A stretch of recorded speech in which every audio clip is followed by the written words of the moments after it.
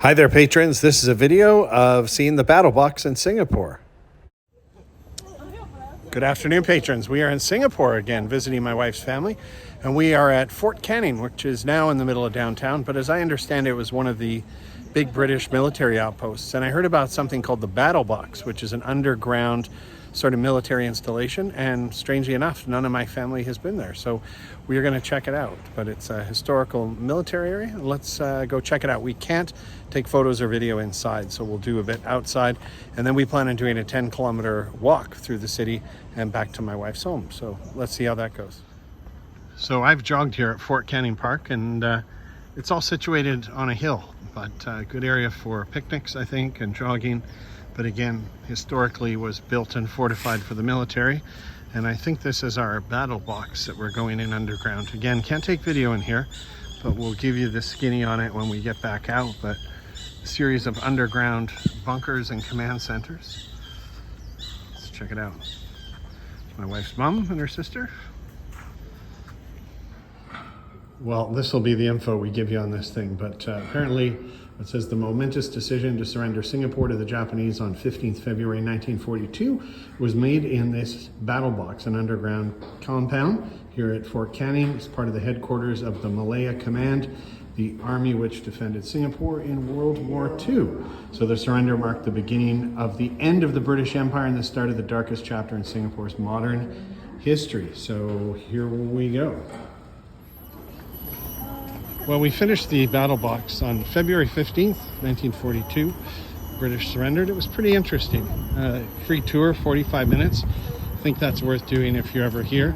We are now going to walk about 10 kilometers back to my wife's family's place, and we'll show you some of the scenery and stuff we see along the way and what the cityscape looks like. But if you're ever in Fort Canning, I think it makes a nice walk, or run in itself. Quite a big, large park area. Let's go homeward bound. Just outside of Fort Canning is the National Museum of Singapore. Quite a nice building. We're on Armenian Street. Not sure the nature of the name, but this is the Peranakan Museum. Very, very nice looking building. Time to continue onwards. Pretty good viewpoint of some of the banking type buildings, and then you can see the famous Merlion spouting off water there. And then as we come around to the left, you get the famous Marina Bay Sands Hotel.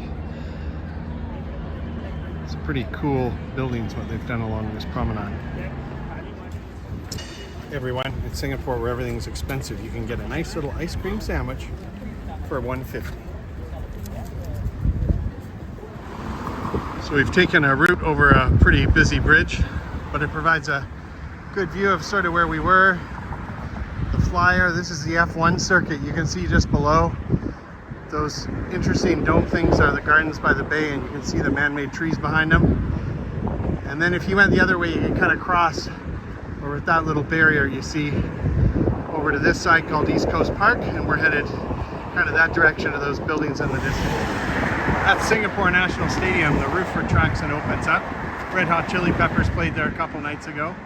And we'll just give you one final view of the downtown core before we head out.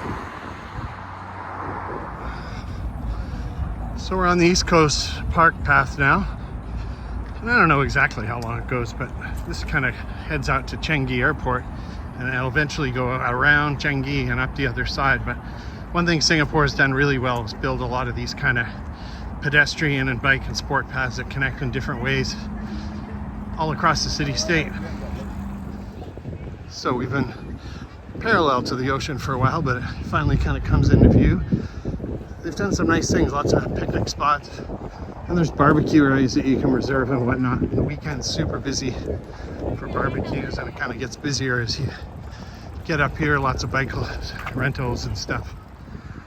So we have gone 10.7 kilometers, and you can see all the ships that dock offshore waiting to go to the port, which is way off to the right past downtown, and this direction is out towards Changi Airport.